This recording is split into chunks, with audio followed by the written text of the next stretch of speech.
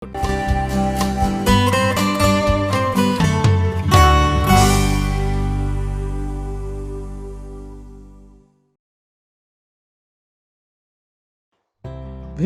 আমরা প্রত্যেকেই কোনো না কোনো সোশ্যাল অ্যাপস ব্যবহার করে থাকি।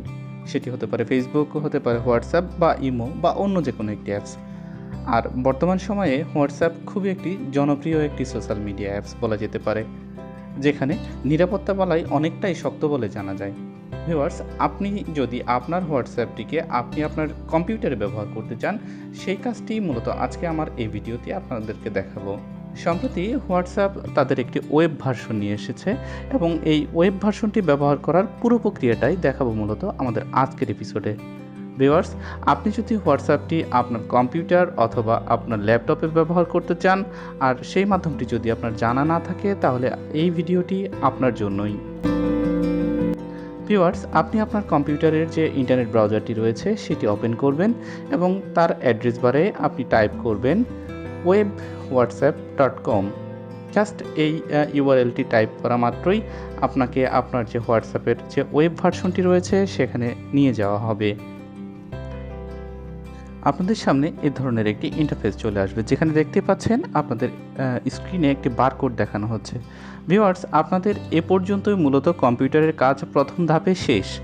দ্বিতীয় পর্যায়ে এখানে কিছু ইনস্ট্রাকশন দেওয়া হচ্ছে, যেমন দেখতেছেন 1, 2, 3, 4 এই 4টা স্টেপে কিছু ইনস্ট্রাকশন রয়েছে। সেই ইনস্ট্রাকশন ফলো করে আপনার মোবাইল থেকে এই হোয়াটসঅ্যাপ এই কম্পিউটারে ব্যবহার করার জন্য আপনাকে একটি অ্যাক্সেস দিতে হবে, অর্থাৎ এটি এক ধরনের ভেরিফিকেশনও বলা চলে।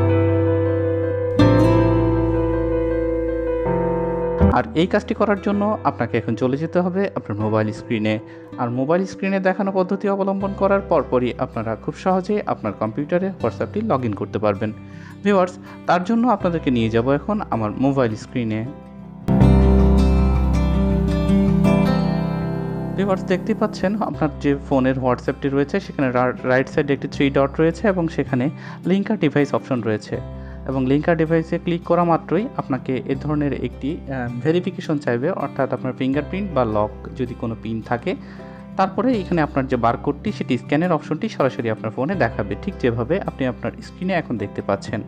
এবং এটি সফলভাবে হয়ে যাওয়ার পরই আপনার কম্পিউটারে লোডিংটা কমপ্লিট হয়ে যাবে এবং আপনার কম্পিউটারে আপনার যে হোয়াটসঅ্যাপ অ্যাকাউন্টটি সেটি লগ ইন হয়ে যাবে।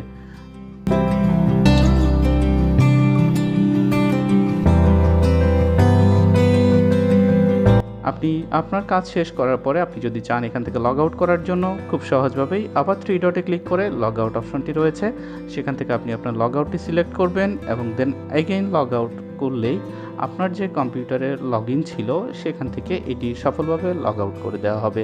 এবং আশা করি আপনারা ভিডিওটি পুরোপুরি বুঝতে পেরেছেন। তারপরেও যদি আপনাদের কোনো প্রশ্ন থাকে, নিচে কমেন্টস বক্সটি খোলাই রয়েছে, আপনারা খুব সহজেই আমাকে জানাতে পারেন। সো আমাদের আজকের ভিডিও এ পর্যন্তই। আল্লাহ হাফেজ।